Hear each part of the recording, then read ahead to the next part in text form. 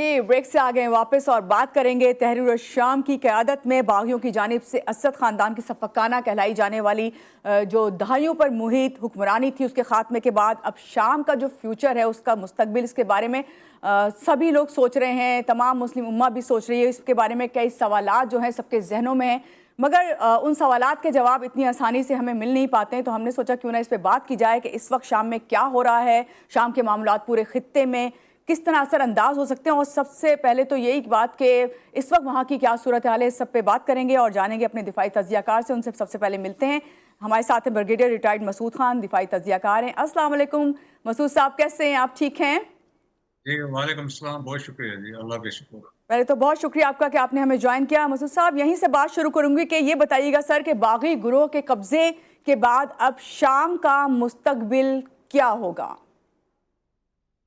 जी हाँ, ये वन क्या है, मिलियन डॉलर क्वेश्चन है। और अभी क्योंकि डिफरेंट फैक्शंस ऑपरेट कर रहे हैं और शाम के अंदर, और अगर हम शाम को देखें तो नॉर्थ ईस्ट में कुर्द हैं, वो ऑपरेट कर रहे हैं।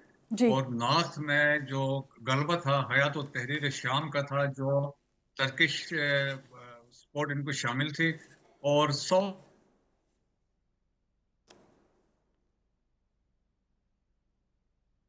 जी जी जी सर। में एक अमेरिकन बेस भी है।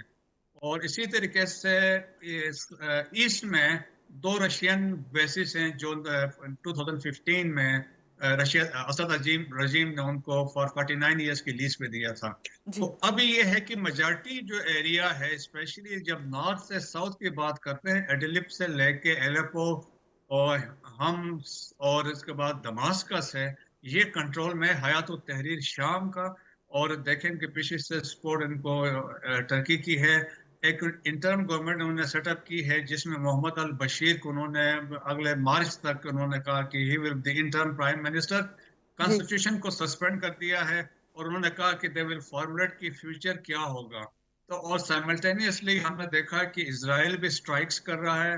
पिछले 3 दिन के अंदर 500 से ऊपर करीब स्ट्राइक्स किए हैं सीरिया के पोर्ट्स पे। सीरिया के जो वेपन्स के स्टॉक पाइल्स थे, मिसाइल साइट्स थे, वो चाहते हैं ताकि इनको बिल्कुल वो डिस्ट्राई करें, इनके हाथ में कुछ ना रहे। जी सर, आपसे पूछेंगे कि खाना जंगी जारी रह सकती है वहाँ पे, या मुत्तहिद हुकूमत जो है वो बनने का चांस है, या फिर ये कहेंगे कि हुकूमत मुत्तहिद हुकूमत या ताकत के जरिए बागी गिरोह जो है शाम के ऊपर कंट्रोल करता रहेगा?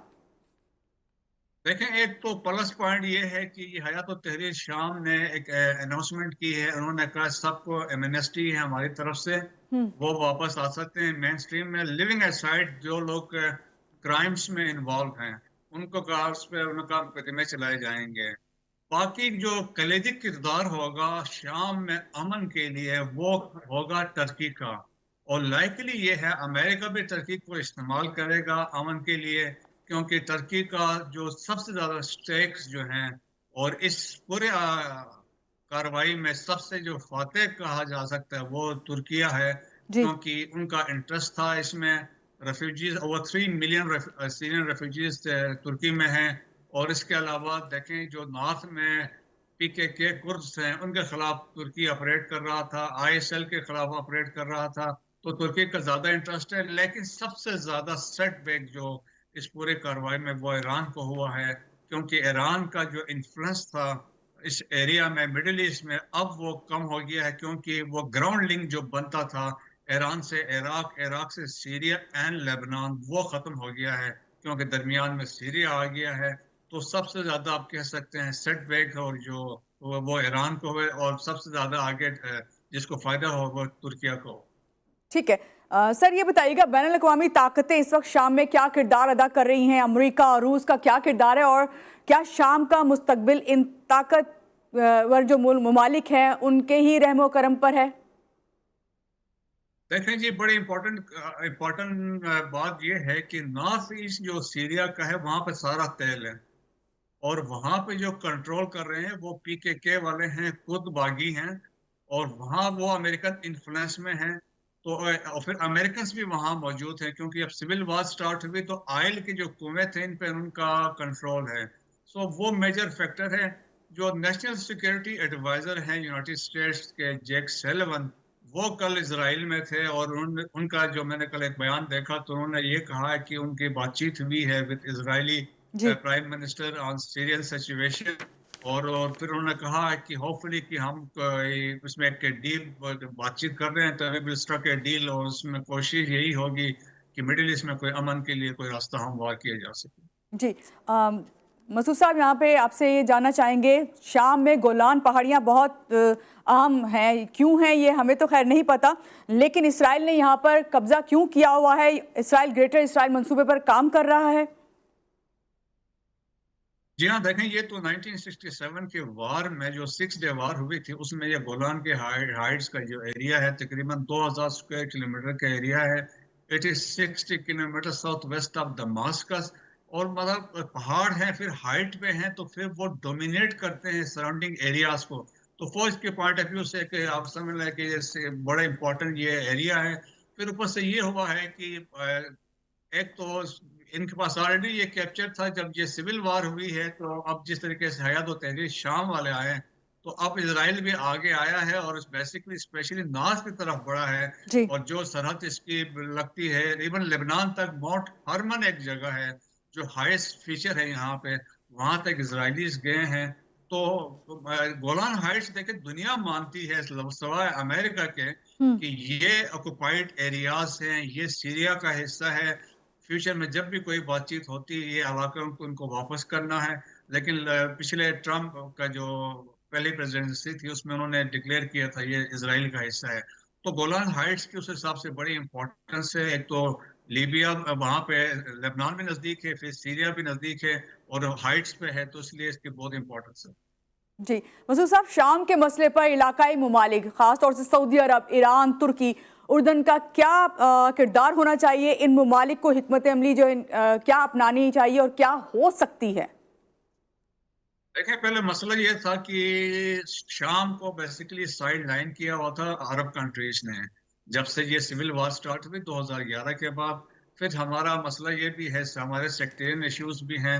सिंस सीरिया में ये था कि एलेवाइट्स की हुकूमत थी फॉर द लास्ट 54 इयर्स, तो वो एक शिया सेक्ट है, तो मेजॉरिटी वहाँ पे सुन्नी पॉपुलेशन है, तो वो एक बड़ा फैक्टर था जो अरब्स के लिए एक्सेप्टेबल नहीं था। दैट्स वाई सीरिया आइसोलेटेड था अरब से। पिछले एक साल में हमने देखा कि सऊदीज ने एक इसमें इनिशिएटिव लिया और उनको दोबारा अरब लीग में ले आए थे और उसमें ताल्लुकात बेहतर हुए थे। जी। तो अभी भी तो यकीनन अभी कोशिश यही करेंगे कि जो मिडिल ईस्ट के कंट्रीज है, खास तौर पे कतर है, सऊदी अरब है और जो दूसरे इजिप्ट है, जो जिनके मैन स्टेक्स पे हैं, उनकी कोशिश होगी कि शाम में अमन हो। क्योंकि देखें, अगर हयात और तहरीर शाम अगर वो स्ट्रांग रहती है, ऑर्थोडॉक्स रहती है, रिजिड रहती है, तो उसके सीरियस इम्प्लीकेशन नेबरिंग कंट्रीज पे भी हैं। जी। सो देयरफॉर हयात और तहरीर शाम ने अपना आप को जो पेश किया है वो ऐसे पेश किया है कि जैसे वो एक मॉडरेट हैं, वो समझते हैं कि वेस्ट के साथ हम ताल्लुकात एस्टेब्लिश कर सकते हैं। और उन्होंने ये भी कहा हमारे कोई स्ट्रांग जो किस्म के या एक्सट्रीमिस्ट एजेंडाज कोई नहीं है। तो होपफुली लाइकली ये है कि एक डील होगी। लेकिन अब मसला यही है कि वो डिफरेंट ग्रुप्स ऑपरेट कर रहे हैं शाम के अंदर। जी। अब उनको एक प्लेटफॉर्म पे लाना मेरे ख्याल में तुर्की के लिए असल इम्पोर्टेंट इम्तिहान वो होगा। जी। मसूद साहब, अब हम जरा गजा की बात कर लेते हैं आपसे कि इस वक्त गजा में जंगबंदी के क्या हो सकती है, क्या समझते हैं आप? जी हाँ, देखें कि वैसे भी ट्रम्प ने एक डेडलाइन दी हुई है। उन्होंने ये कहा कि मेरे 20 जनवरी से पहले मैं ऑफिस टेक ओवर करूं।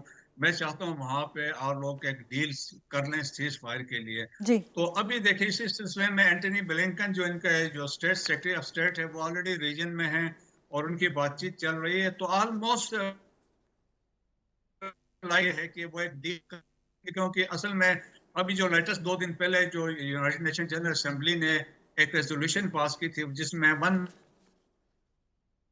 जी। बहुत शुक्रिया, हमारे साथ ब्रिगेडियर रिटायर्ड मसूद खान साहब थे और जिन्होंने मुकम्मल तफसील के साथ हमें ये बताया कि इस वक्त जो है शाम में जो सूरत हाल है इसमें ईरान जो है वो इस बैक साइड पे गया है, लेकिन सबसे ज़्यादा जो अहम किरदार है वो तुर्किया का है। तो यहाँ लेंगे अब एक ब्रेक और जब ब्रेक के बाद वापस आएंगे और भी बहुत सारी बातें हैं, गेस्ट भी हमारे साथ होंगे और आपकी लाइव कॉल्स भी होंगी, तो हमारे साथ रहिएगा।